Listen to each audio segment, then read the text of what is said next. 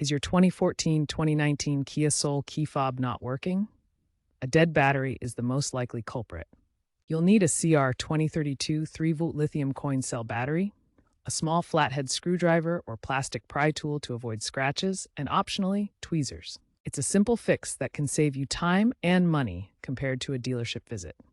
By 2025, about 70% of users are resolving this issue with a DIY fix. First, locate the seam on your key fob, usually on the side or back. Gently insert your screwdriver or pry tool into the seam, applying even pressure to avoid cracking the plastic. Remove the old battery, noting the orientation. The positive side is usually facing up. Insert the new CR2032 battery with the positive plus side facing up, matching the fob's internal marking.